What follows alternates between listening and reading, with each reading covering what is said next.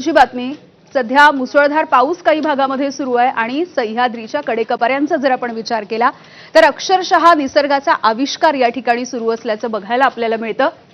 दाट धुक्याची चादर या ठिकाणी पसरली आहे। संपूर्ण सह्याद्रीचा परिसर हा हिरवा गर्द झालाय आणि याच ठिकाणी कोसळणारा ओझरडे नौजा हा धबधबा सध्या पर्यटकांचं लक्ष वेधून घेतोय।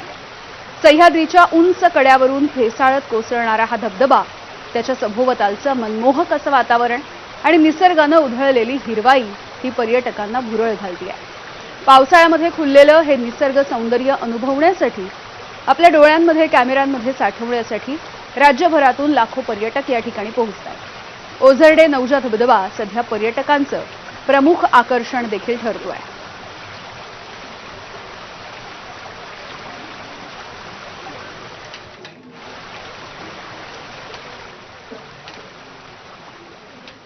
अर्थातच पावसामुळे कोकणामधलं सौंदर्य देखील अधिकच खुलून येतं आणि कोकणामधले धबधबे देखील प्रवाहित झालेत। असाच एक धबधबा कोकणातल्या सिंधुदुर्ग जिल्ह्यातल्या कुंभवडे या परिसरामध्ये आहे आणि हा धबधबा देखील सध्या फेसाळताना दिसतोय।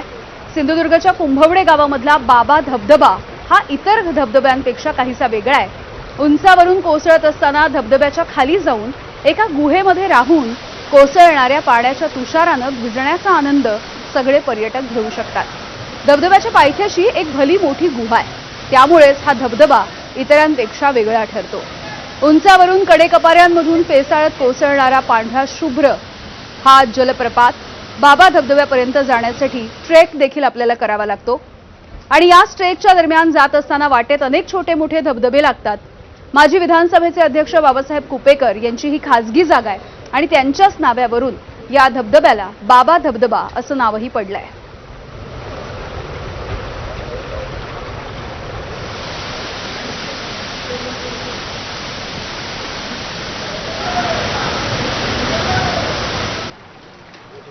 सांगलीच्या शिराळा तालुक्यामधील चांदोली धरणामधून 3400 क्युसेकनं पाण्याचा विसर्ग सध्या सुरू झालेला आहे।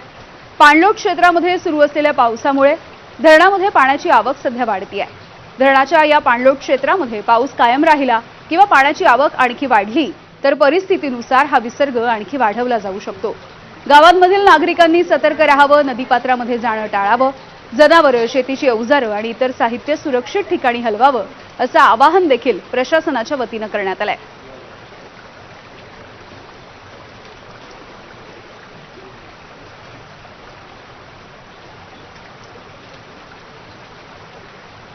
तर एकीकडे निसर्गाची आणि या मुसळधार पावसानंतर झालेली ही वेगवेगळी रूपं आपण बघतोय। असं एकीकडे महाराष्ट्रामधलं दृश्य असताना दुसरीकडे विदर्भ आणि मराठवाडा हा मात्र अद्यापही तहानलेला आहे।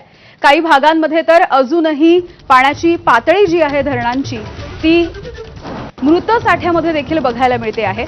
सोलापूर जिल्ह्याचा विचार केला तर सोलापूर जिल्ह्यामध्ये जून आणि जुलै महिन्यामध्ये सरासरीच्या निम्म्या पावसाची नोंद झाली नाहीये। तरी देखील पुणे जिल्ह्याच्या धरण क्षेत्रामध्ये झालेल्या मुसळधार पावसामुळे उजनी धरण हे 94% भरलंय। धरणामधील वाढता पाणीसाठा नियंत्रित ठेवण्यासाठी भीमा नदी पात्रामध्ये सांडव्याच्या माध्यमातून आणि वीज प्रकल्पासाठी पाणी सोडायला सुरुवात झाली आहे। उजनी धरण पुणे, सोलापूर आणि अहिल्यानगर जिल्ह्यासाठी जीवनदायिनी आहे। मात्र धरणामधून पाण्याचा विसर्ग सुरू झालाय, त्यामुळे भीमा नदी काठावरच्या सगळ्या नागरिकांना सतर्कतेचा इशारा देण्यात आलाय।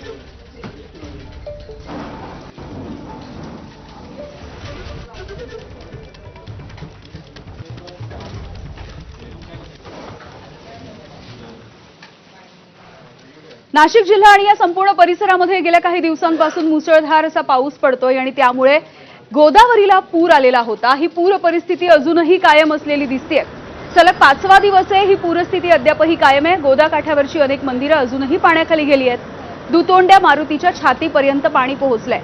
धरणांच्या पाणलोट क्षेत्रामध्ये सुरू असलेल्या संततधार पावसामुळे जिल्ह्यामधल्या 14 धरणांमधून पाण्याचा विसर्ग सुरू आहे। गंगापूर धरणामधून 4997 क्युसेक, दारणा धरणामधून 13250 क्युसेक तर नांदूर मधमेश्वर धरणामधून 43000 क्युसेकनं पाणी सोडलं जात आहे। दरम्यान नाशिक जिल्ह्यामधील धरणांचा एकूण पाणीसाठा 80% पोहोचल्याची माहिती समोर आली आहे।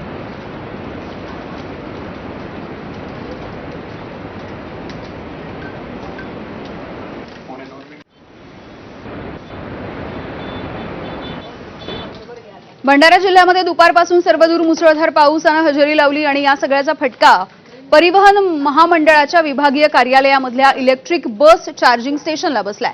या सेंटरमध्ये बसची चार्जिंग सुरू असताना मुसळधार पाऊस पडला आणि परिसरामध्ये गुडघाभर पाणी साचलं। चार्जिंगसाठी उभ्या असणाऱ्या बसेस तिथे पाण्यामध्ये असल्याचं दृश्य समोर आलंय। सातारा महाबळेश्वर मार्गावरच्या केळकर घाटामधल्या काळा कडा या परिसरामध्ये मुसळधार पावसामुळे महाकाय दरड कोसळली आणि मार्गावरची वाहतूक पूर्णपणे ठप्प झाली। दरडीमुळे रस्त्यावरती मोठ्या प्रमाणावरती दगड आणि मातीचा ढिगारा साचलाय। दोन्ही बाजूंना वाहनांच्या लांबच लांब रांगा लागल्यात।